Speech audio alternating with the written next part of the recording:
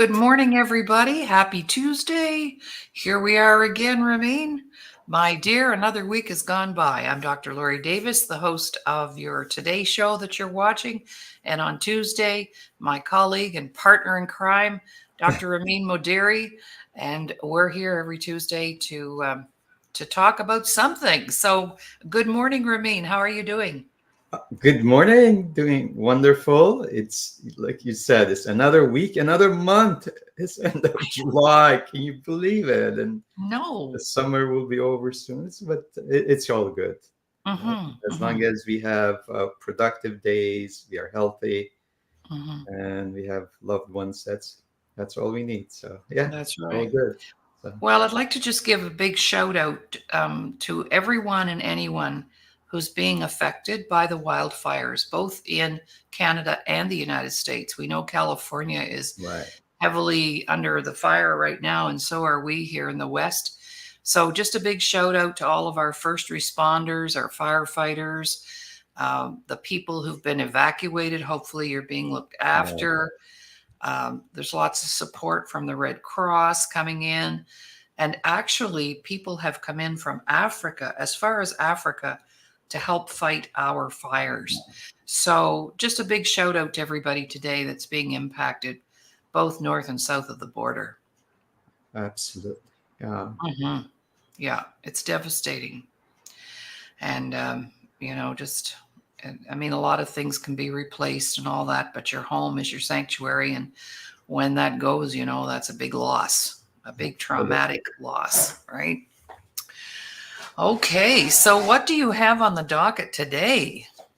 All right. Well, it's interesting that how much we emphasize knowledge and the mechanics of things. So today our subject will be how our biases, our belief system affect our investment decisions. And Oh, wow. as you will see, our conversations is just more than finance. It relates to all aspects of our lives. So let me start with a scenario, and I think that might lead us to what I like to list. I love these, listing bullet points. And um, let's assume there's a business meeting and somebody comes in a few minutes later and he's late to the meeting.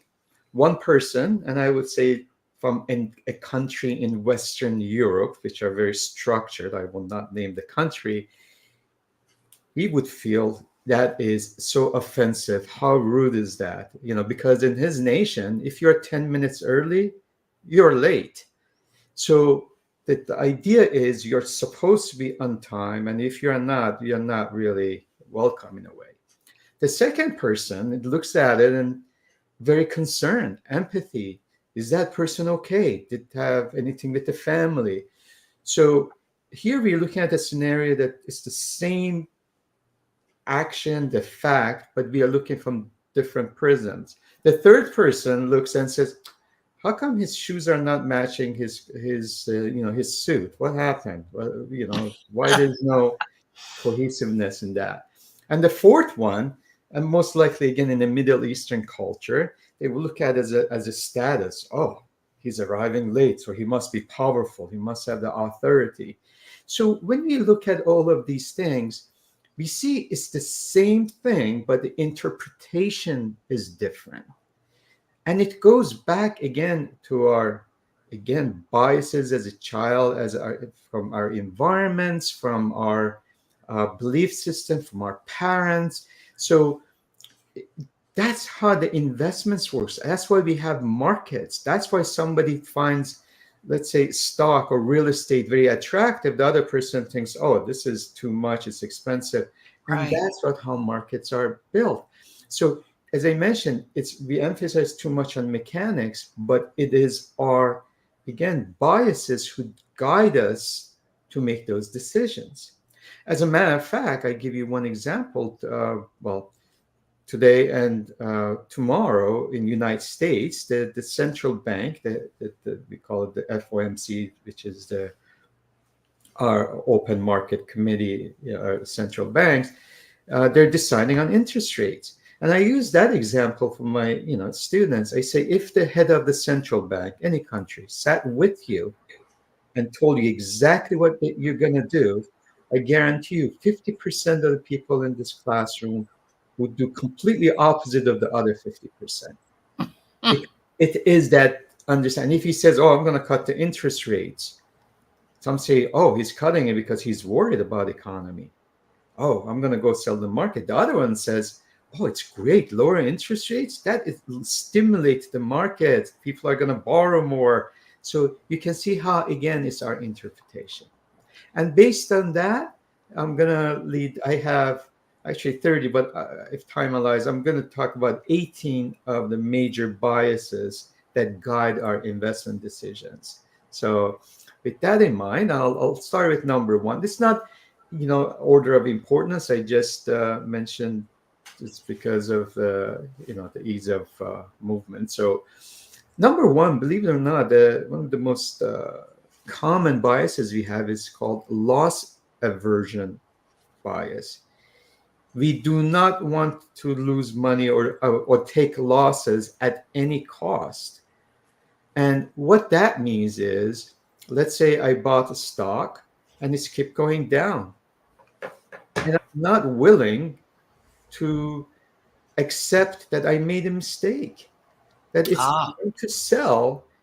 And it comes again again from our school years or from parents.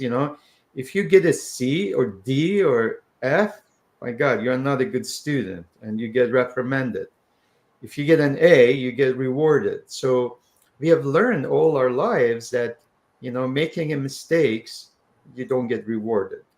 And because of that, we avoid accepting or uh, believing that we have made a mistake or we want to take a loss as something that it is looked at negatively. So I am willing to stay in the stock and losing money because I think it's paper loss. So because if I lost that money, if I close that stock, then I have to admit it to all my friends or myself that, oh, I lost. And that loss aversion plays a huge role in many trading decisions that we make. Again, it's accepting that we were wrong. And as I mentioned, this is not just in investments. This happens in relationships. You stay in a marriage mm-hmm. because you don't want to, or friendship, or you stay in a career that you don't like because you don't want to accept that you made a mistake and you are not willing to get out. So that's called loss aversion bias. So if you have any comments, I'll I be, do. yeah. We learn that in kindergarten. Mhm. Can you believe it? My first 6 years as a teacher, I taught kindergarten. And teacher asks a question. Little Johnny puts his hand up, gets the wrong answer. Everybody in the classroom laughs. Teacher gives him kind of a crazed look. And Johnny is never going to put his hand up again. You know it. It's about the rejection. I Right, can't make a mistake. That's where we learn that.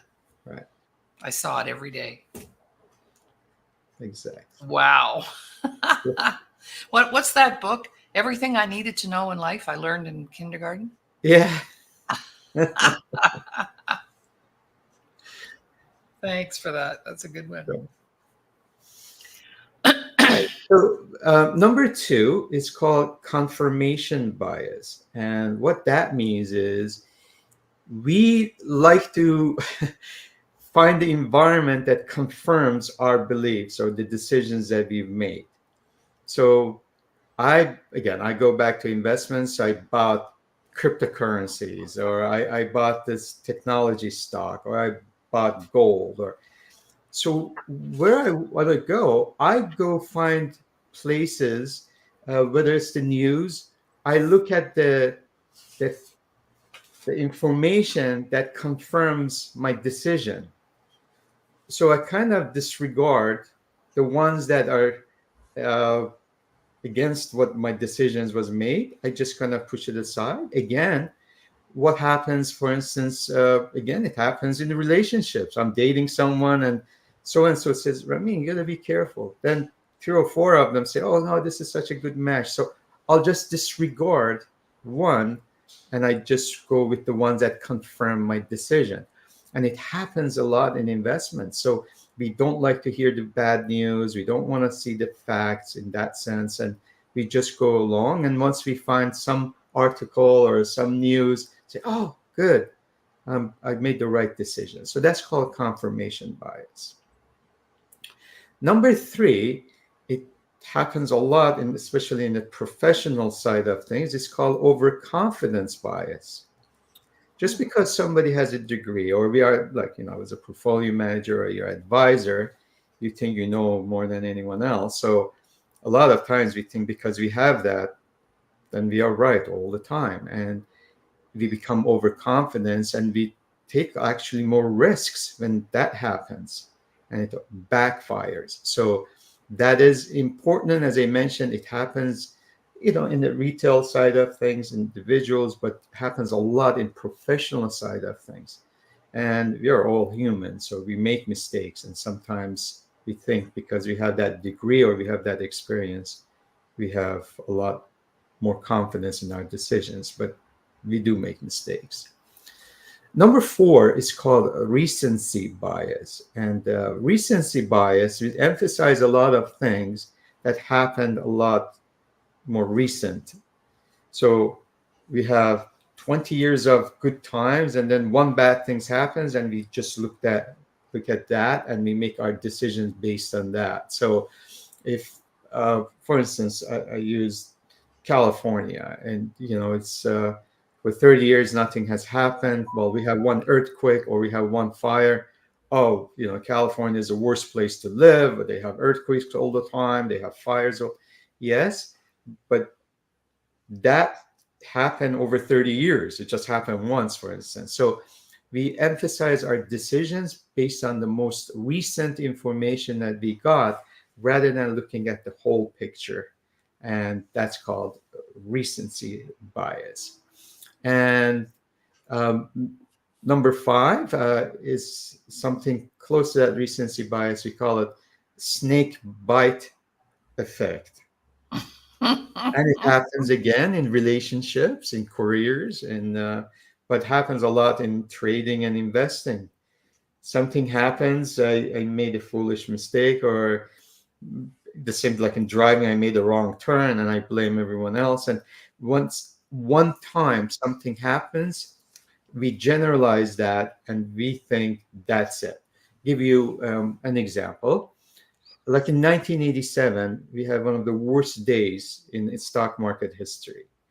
And it was October 19th, and we had the markets drop over 22%.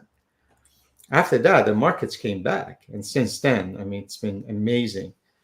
But a lot of people decide, they said, oh, I'm going to sell. I will never, ever touch stocks again.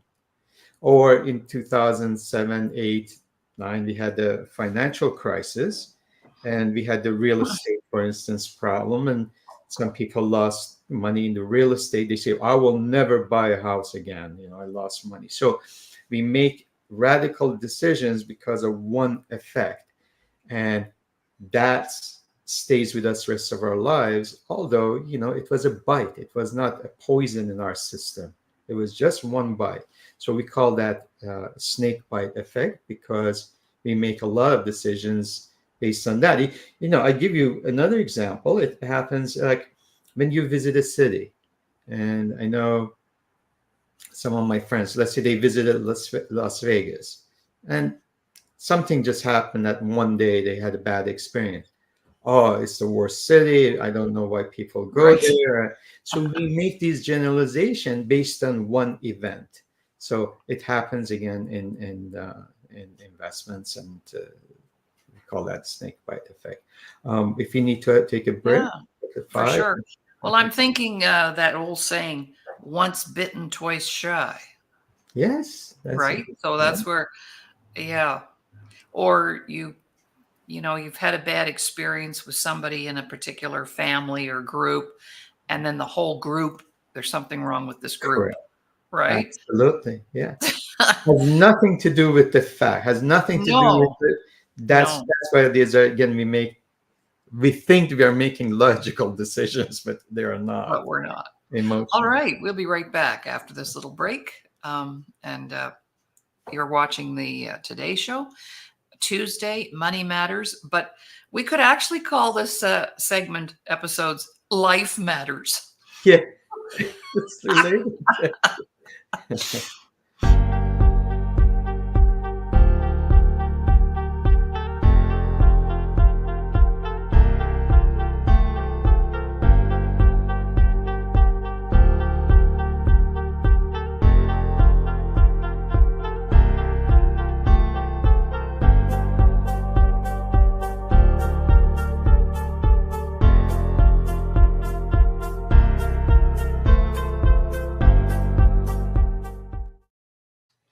Welcome back, everyone. You're watching the Today Show here on the Disability Channel. And just a reminder, we're streaming live right now on the Laurie Davis Facebook page, 2 YouTube channels, the Disability YouTube channel, Facebook page.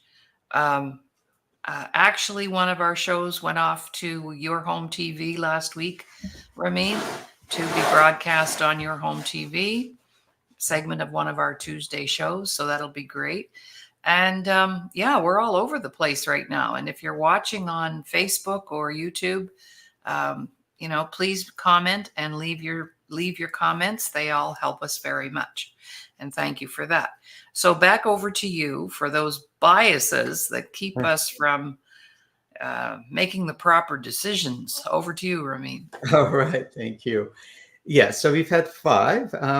Number six is again very general in a way, but affects a lot of traders more so than investors, and we call that fear and hope.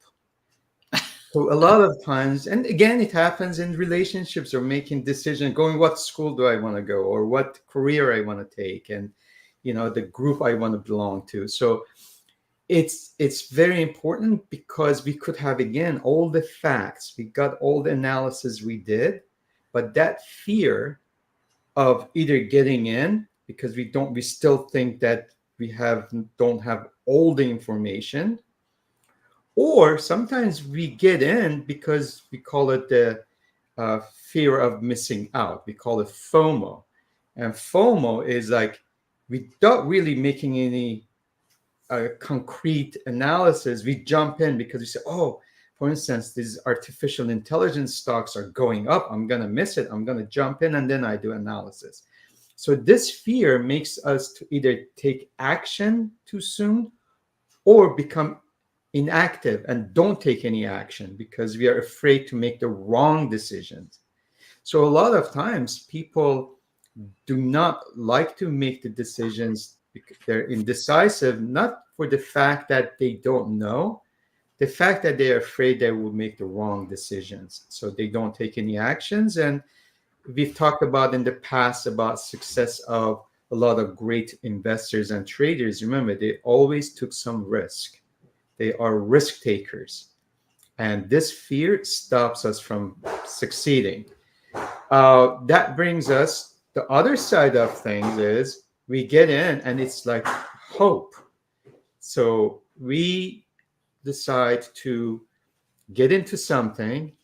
We know we are wrong, but we keep saying, oh, the universe will help me, or, we become all of a sudden very religious. The stock God is will take going care of it. down, and we just keep praying. Well, just take action. God gave us all the tools that we could use. So please take action, not just keep praying. And I've seen many traders who have not been very religious. All of a sudden they become very religious. Every day they're praying. I'm like, why? Oh, my stock went down 30%. Once it comes back, breaks even, I get out. I promise I will never do this again. Oh, yeah. Again. So that fear and hope, they are very strong and powerful emotions, Hmm. and Hmm. help, make us to take the wrong decisions. So Yeah. I honestly, well, I saw that in a movie not too long ago. This plane was going down, and this high-end executive who, probably God or prayer was the furthest thing from his mind, and he was actually a bit of a criminal. And in the movie, it showed him leaning over and praying to God, please I don't want to die. Save us from this crash, and I'll do anything, anything Negotiation. you want after the fact, right? Yep. That's it. Okay, we Yep. got it. Start negotiating. Oh, Oh, yeah. yeah. So number seven, the formal name is called frame dependence. And what that means, the frame dependence is the source of information. So what we do, we frame our decisions based on where we get the information. I give you one good example. Let's say you have New York Times and you have Wall Street Journal. Automatically, you assume any information from Wall Street Journal is specifically about stocks, and so I will get the best information from Wall Street Journal regarding the investments. Although there might be some really good editorial or some good information in New York Times, which will help you to make investment decisions. So what we do, we basically have a bias just because there's an article is or the news comes from one source, we disregard the other sources and basically give a lot more value to one. So that's called frame dependence, the source of information. Number eight, one of my favorite ones, and it's discussed a lot, but we call it ostrich effect. Let me just picture this. I can Please, envision. yeah, okay. So this is, this is a tendency when the decision maker, let's say we made that decision, willfully we ignore all the dangerous and related information in order to support our position. So all again, it happens in relationship, like in marriages or in careers. Rami, don't do this. It's not, I go, no, I know better. And you just willfully, and that's the important part. Willfully we ignore. And believe me, it happens a lot in stocks. Like for instance, this week is the heaviest week in earnings season. So every 3 months, the companies come out with their earnings. This week we have almost about a third of the S&P 500, almost 180, 150 actually, companies are coming with earnings. And they come up with bad news, but I kind of ignore it. They say, well, our sales are lower because of this. Then I go look for something positive. Well, they're telling me, they come and told me that because of whatever glitches they had, and I ignore that willfully. And the stock goes down because the market sees that, and yet I ignore it. And I say, now they don't, the market doesn't know. I know better. So it's going to come back. And it goes back to that fear and hope. I start praying. So Well, that you know how we always say, health plus wealth plus health equals happiness. So right. I see a lot of people with the ostrich effect as it relates Yes. to their health. They don't take care of their health. They put things off. They don't go to the doctor if they need to. Um, it's like sometimes you need to go to the doctor, Right. and the sooner the better, right? Emergency situations. But I know a lot of people who just, want to suffer it out, and they have that ostrich effect when it comes to their health, their marriage, their finances. Well, we call it denial, right? Absolutely. Right. It's denial. That's it. Yeah. But ostrich visually. I love that. Oh, well, I got that right away. That's right. Yeah. That's a good way to put it. I think I should add that to my denial workshop. Okay. Ostrich, Good. the ostrich effect. Well, Uh, do real ostriches actually do bury their heads in the sand? there's been a big Or is that? actually argument that it's not to hide from things. I don't know, they're getting fed or something. So there's Yeah. been this argument that it's not what we Yeah. think. It's Right. not like hiding. Right. No, that's We've used it nicely though. Yeah, but it's just the same. All right, so we're up to number 9 now. Already. Number 9 is also, it happened quite a bit during COVID time. We call that outcome bias. And Mhm. what that means is, let's say I bought this, I was very successful in making this decision. And now I think I'm the guru. I made this bought the stock, and it happened a lot after COVID. A lot of people that stayed home. We call them meme stocks. They were buying GameStop and AMC theaters, and there was Bed Bath and Beyond. All these companies, they were buying them, and they were making money. We will call them diamond heads. They were going to hold, and they thought they know everything. They do not believe maybe that was a fluke. So because the outcome was there, they thought they would be successful in trading for the rest of their lives. Unfortunately, life always has another lesson for you. So they would take a lot of risks. They would do a lot of decisions based on just that one outcome. And then they start advising other people what to do with Oh, their money. great. And that's called outcome, because of that one lucky, we call it like luck. Again, the luck of the draw is like, when beginner's luck, we call, or they Hmm. thought they know it all. And then Right. unfortunately they got a harsh lessons after, Hmm. the events. So number 10, we call that regret aversion bias. And it is something that I mentioned about the fear side of things. They're afraid to take the action because they're always worried that they're going to regret if they were wrong. And that feeling of regret is very, very strong. So it's not just about the fear, which we've talked about, it's actually regretting things. And that's why they don't make that decision. So they don't buy things. And some people don't want to be committed to a relationship because they're afraid that what if I regretted my decision? And we call that regret aversion bias. One thing I go back, because we mentioned aversion, we talked about loss aversion. And it's funny that when we think about loss, we are thinking that, oh, we're not taking any risk. Well, which is not the same thing. The loss aversion is we don't want to admit we had a loss, that failure. Ah, right. What happens with that is you actually take more risks. Right. So let's say the stock goes down, for instance, and I buy more of it. It keeps going down. I keep buying more of it because I think, oh, it can't go. I'm gonna even it out.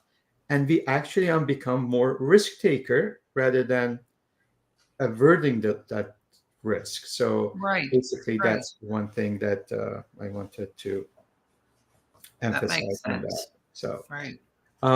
with that in mind, should we, I'm at number 10. Should I do one more or we want to take a Yeah, break? no, we're fine. We'll just Yeah, keep fine. going. Yeah, Great. we're good. We're good. So this is a really good one also, especially for if you're shopping. So we call that anchoring bias. And what anchoring bias means is we compare looking at the early information that we've got and then versus the later information. And what happens, we make a decision or we already have committed to something. So because something came out, and then when we compare it to that, we make that decision based on the first initial information that we've got. I'll give you an easier example.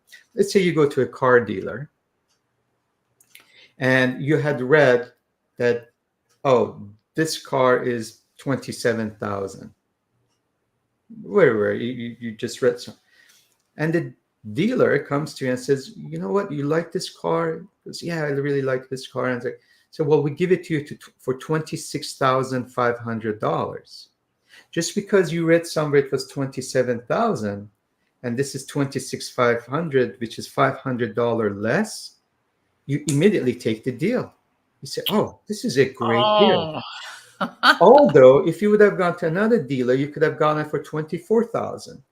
So we are not willing to do the studies and or look at the other side is the salesperson can come to you and say, they show you always the most expensive car first with all the bells and whistles, $60,000 car. So by the time you end up getting to a $50,000 car, you think you're getting a deal. Oh, thank God I didn't pay that 60. So you end up still spending $50,000. And this happens in investment decision making. We see one stock, we see the price, and then once we see uh, something is a little cheaper, and we think, oh, this is a great bargain. We are not looking at the whole picture rather than just the information we got and anchored in our mind. And Mm-hmm. again, it happens if we go shopping, we want to buy a dress, or it always comes to the where we got that initial information, and we based our decision on that, not the totality of things. Well, when you go shopping for a dress, take me with you. Because I'd want you to have the perfect dress for yourself. Yeah, yeah, that is so true. And wow, I've just got, I'm just thinking of several situations, in my own life where I bought in, and kind of like, if somebody comes to you and says, well, you shouldn't be hanging out with a certain person because they did this or they did that. And then this is what's coming up for me right now. And then even though you've never, like when somebody badmouths somebody else to me, I always go, well, that has not been my experience. Right. But for a lot of years, I just believed that person and then turned my back on that individual as Right, well. Right. right. Because somebody said something and that anchored in my mind that, I better stay away. Yeah. Hmm. It always comes down to people when you're talking for me, right? Because that's been my business. Yeah. Sure. And I sold cars too, by the way. And Oh, yeah, we called it when they brought in their car. I sold cars for 8 months, and I love cars. I'm a car buff. mhm. So, but we had this system. We called it thick penciling. Have you ever heard that? There's another one. You can add to the list. So the thick penciling was when you brought your vehicle in for a trade-in. It was we bought it for a low price and sold it for a high price, and they called it. The guys used to call that thick penciling that deal. Right. That's funny. Yeah. Great. All right. Should we take a break? And No, that's fine. We'll just go oh, right through to 1:45. How's that? okay. Well, Yeah. sounds good. So we were number 11, and number 12. We call it information bias. And this one is, and I got good friends, smart friends, that they constantly seek more and more information to proceed with their choices, to either reject it, and they call up relevant people, which is good, but they also call non-relevant people. They just want that assurance. So we call it analysis paralysis, and Right. they end up doing this. And this, what happens? It paralyzes them, and they end up not making any decision because they're not 100%. But unfortunately, again, I do have some good friends, very, very smart friends, that they do this information bias, that they constantly, again, looking for all kinds of information. As I mentioned, they put a lot of energy, and they, as I said, they look for some non-relevant just to find something. And they always say, well, there's always something we can find. Yes, but the time is of essence. By the time we were getting ready to get into this information, the bus has already left, or the Right. train has left the station, as they say. So Overthinking. overthinking things, yes. Well, that's We the call it information. researcher, right? The researcher. That's I right. always use a simple example of I want to buy a blender, so I get online and I check all the prices and the brands and the colors, and I'm going to make sure I buy that proper blender. And 6 months later, I still don't have a blender. That's Right? exactly what it is. Right, right. Yes. Wow. So, number 13, we are into uh, it's called self attribution bias, and it's very similar, close to like overconfidence we had talked about. Now, in this situation, the self attribution is they process the information and then they make a decision. We talked about outcome bias, and they succeed in it. And after that, it they feel that again they're invincible. And what happens, because there's a bull market, everybody's making money, so they are on that train ride.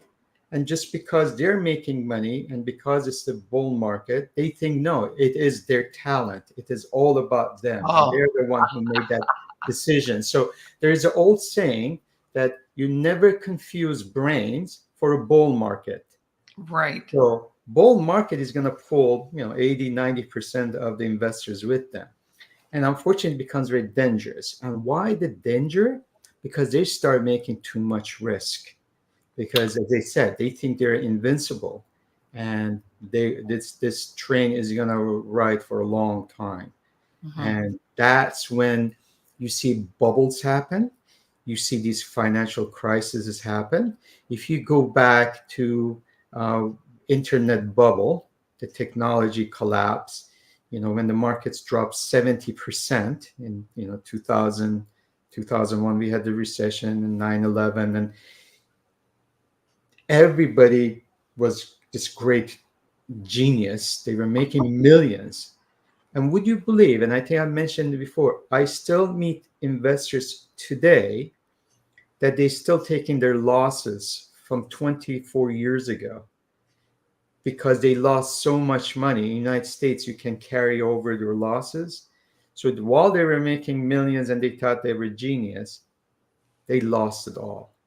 The stock that was $100 went down to three at no time. So you have to really balance. It goes back to life balance.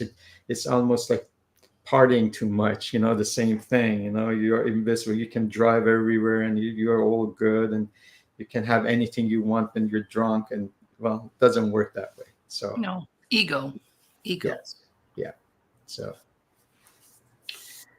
the number 14, it's called availability bias. And what availability bias is we make our decisions based on the things that uh, it's available to us. For instance, advertisements. We hear things in advertisement and we think, oh, it must be true.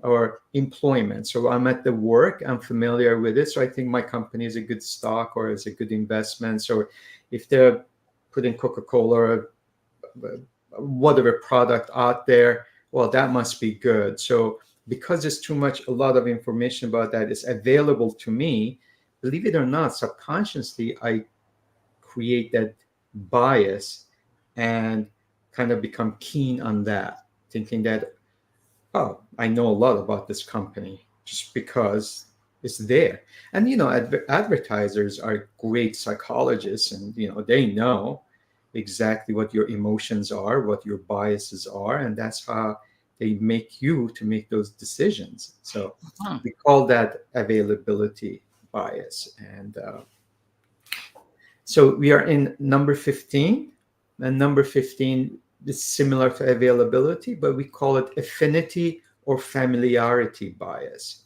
And what that means is, bless Excuse you, me. Thank you. um, if I'm like in United States, because I'm familiar with United States, I do not go outside United States and do international investing. And that was a big thing in 1980s. United States economy was doing really good. The market had just started and it was fantastic times. In a long time we had not had that, especially mid 1980s toward the end. And so a lot of people would not invest outside the United States, although you had some great returns all over the world. So we call that familiarity. And actually, I use that as, when I suggest careers for, our younger graduating students, I keep telling them, you've got to have a niche. You've got to have a specialty. It's very important to have that specialty.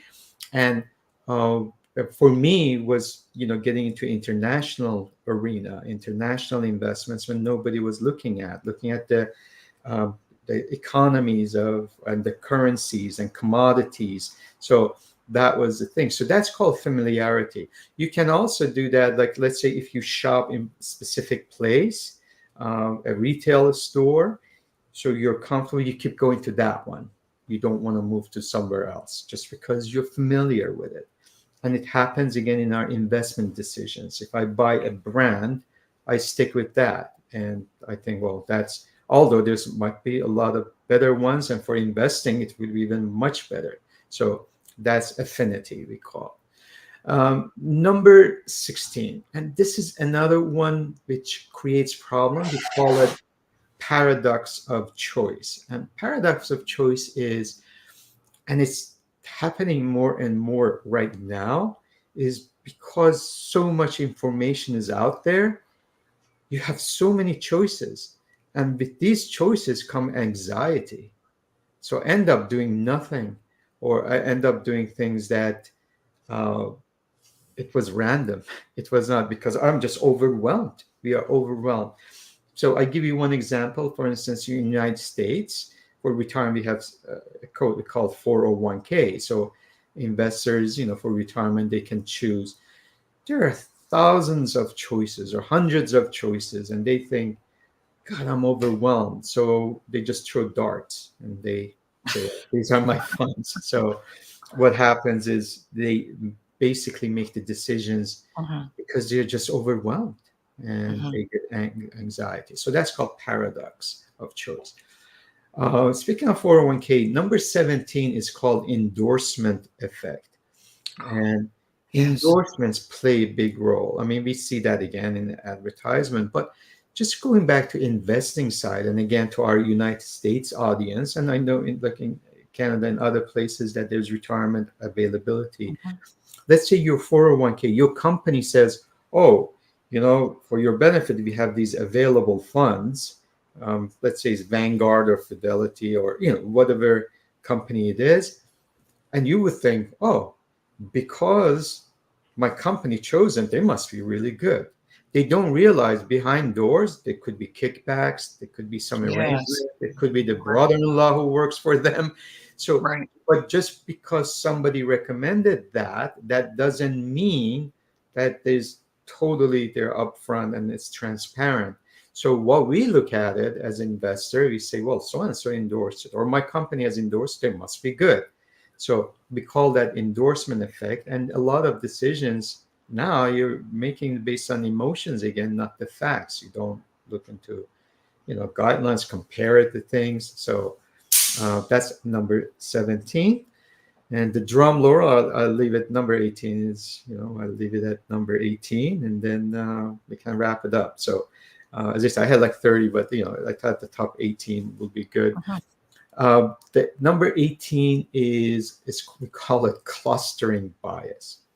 And what that clustering bias is, we see patterns and they're random. They have nothing to do, but we kind of connect the dots. We think if this, then that, and we make our own decisions. So Mhm, let's say, in Paris, as you know, right before the Olympics, there was this unfortunate, uh, mhm. with the trains, and so oh, I'll go buy defensive stocks. I'm going to buy this in a large position because, well, that was one event, but I connected dots, not looking at the whole picture. Well, that was one little event that happened. So I make my own conclusion, and I give you some even funnier things, So every time, like in New York, on let's say September 1, it had rained, the stock market went up. So I say, oh, this September 1, it's raining in New York. The stocks must be going up. So all of a sudden, I'm putting completely random events together to come up with a conclusion on making a decision. So it's like it happens. Believe me, it is. It's I believe you. yeah. I I mean, believe we you. have, as you know, I'm very big on cycles and seasonality. We analyze that as far as what investments to go into, what asset classes, because like nature and universe, they have orders. We do that in agriculture. I just mentioned like the stocks have earning seasons, like a clockwork. Every 90 days, they have to come up with their report. So every 90 days, we have this cycle. We know that, for instance, Amazon is coming with their earnings on Thursday, end of July or beginning of August. So basically, we have that pattern. Seasonality, we know corns, there's a planting season. There's then we have to sit and wait. There's a harvesting season. So we have these. But the random events, that's completely different. You cannot connect because there's a rain or there is, just because there was a terrorist event completely is going to change the whole thing. So we kind of connected dots for the wrong reasons. So with that in mind, that's my 18 biases and Wow. everything. So Well, I was thinking the familiarity one. Mhm. I get upset if I go to my grocery store and they have moved things around. Right. So this is where you used to have the laundry detergent. Where's the laundry detergent? What did you do with it? And you get all in a flap. And they said, well, it was just more convenient, But when that happens, because you're familiar, right, with the aisles and what's in the aisles of your favorite grocery store, and then they move things around. And I even heard people in the aisles with their grocery carts whining about that. I can't find this. I can't find that. So yeah, I get it. Yeah, there's lots of connections there. So let's take a little break and then we'll come back and wrap up. Maybe you'll treat us to a couple more. I mean, whatever we decide. Okay. Those are terrific. Of course. Okay. We'll be back. All right.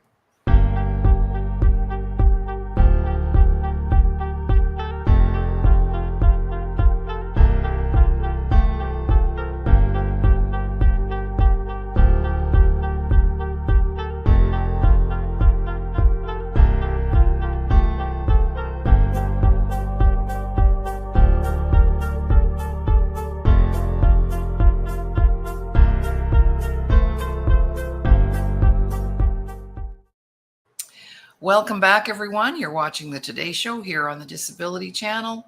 I'm Dr. Laurie Davis, your host, and my colleague, Dr. Ramin Modiri.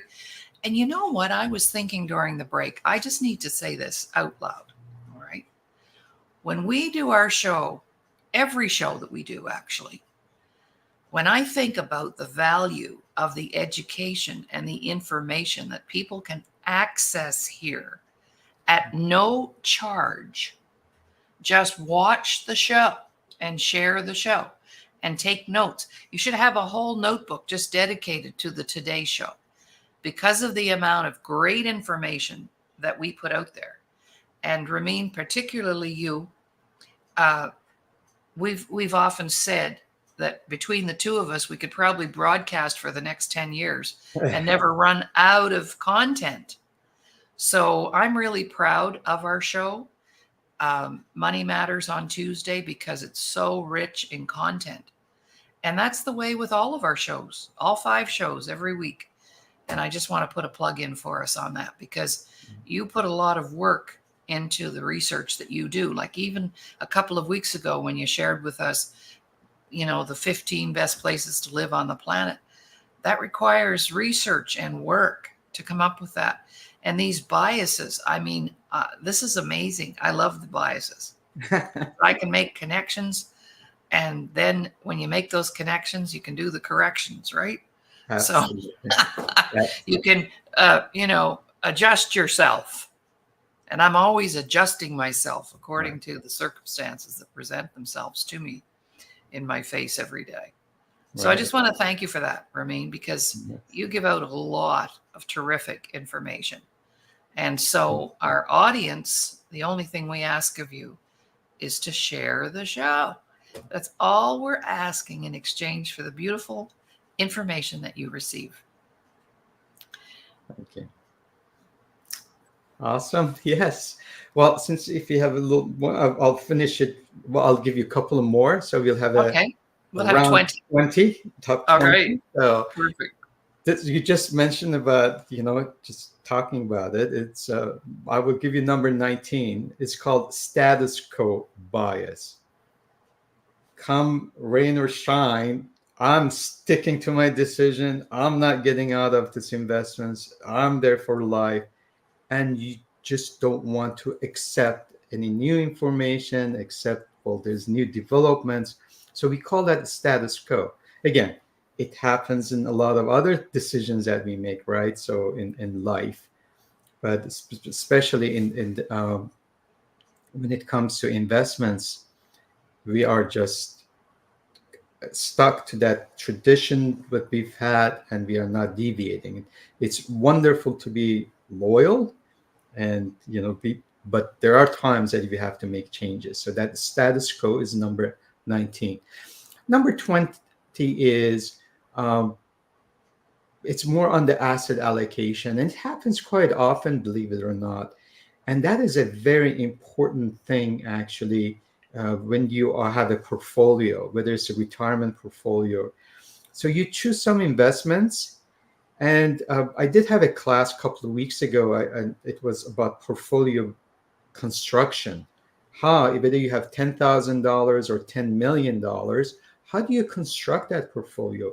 And believe it or not, it's a lot goes through that. I mean, it's like different asset classes. We talk about the relationship. So most people, because maybe they don't want to put the energy or effort, there's something called 1N diversification, 1/n diversification. And what that means is they have $10,000, they pick 10 and they put $1,000 in each. Or they have hundreds. So they divide by whatever they have, the number of things they have, and they just go 1/3, 1/5, 1/10 on each, do not realizing, okay, if I have gold versus a defensive or bonds, or, well, they're not equal. They're not equal in their volatility, the way they react to the markets, the way they react to the interest rate, the way they react to inflation. So you cannot just divide everything or among 10, 5, or whatever allocation that you have. Mm. So you have to really think about the percentages. And then we have something called rebalancing at the end of the year or quarter, or every 2 years we look at and rebalance those things. So basic, that's number 20. It might sound very simple, but it happens quite often, and it does make a difference with your risk and also your returns. So those are important. So those are my 20.